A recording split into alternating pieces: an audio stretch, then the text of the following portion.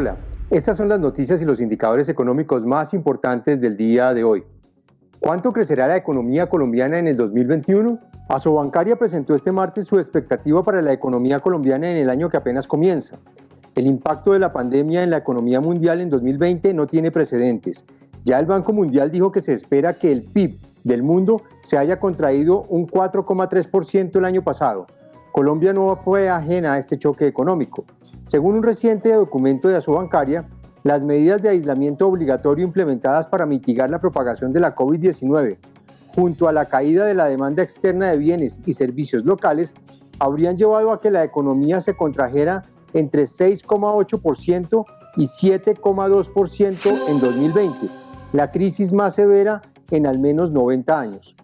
De esta forma, el gremio bancario estima que para 2021 el crecimiento de la economía colombiana oscilará en un rango de entre 4,3% y 4,9%, con un 4,6% como el valor más probable.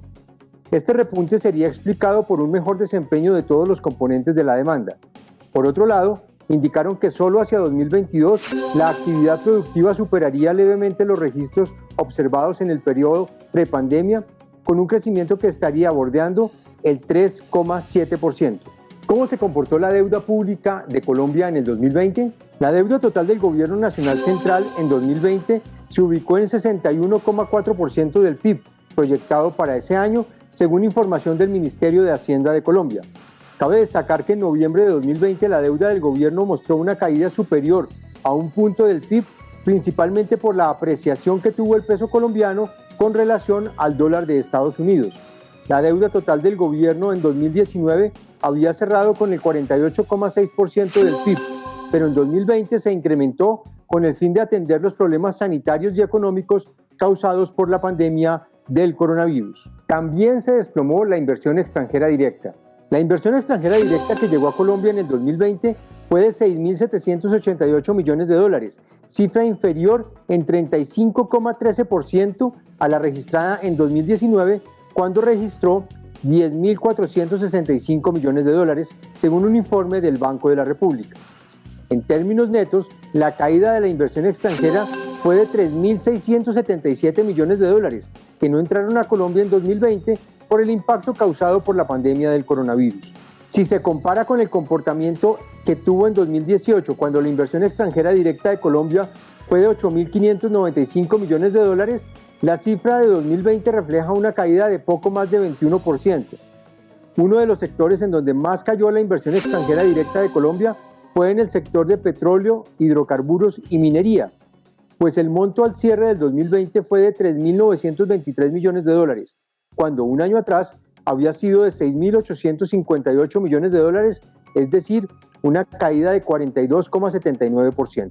En los indicadores económicos del día, el dólar se cotizó en promedio a 3.481 pesos con 31 centavos. El precio del petróleo Brent, de referencia para Colombia, se ubicó en promedio a $55 por barril. En la Bolsa de Valores de Colombia, las acciones que más sobresalieron en la jornada de hoy fueron las de Concreto y Mineros, que se valorizaron en promedio 3,48% y 2,36% respectivamente. A su vez, en la jornada del día cayeron las acciones preferenciales de Cementos Argos y de Corfi Colombiana, que se desvalorizaron en promedio 0,84% y 0,76% respectivamente. En otras noticias, la llegada de James Rodríguez al Everton valoró el pase del jugador. Un reciente informe del portal Transfermarkt, especializado en cifras monetarias en el fútbol, señaló que el colombiano James Rodríguez está tasado en 35 millones de dólares su pase. Esto significa que el 10 de la selección vale ahora 3 millones más que cuando salió del Real Madrid, a pesar incluso de la última lesión que lo apartó de las canchas por cerca de un mes. Estas fueron las noticias y los indicadores económicos más importantes del día de hoy. Nos vemos mañana.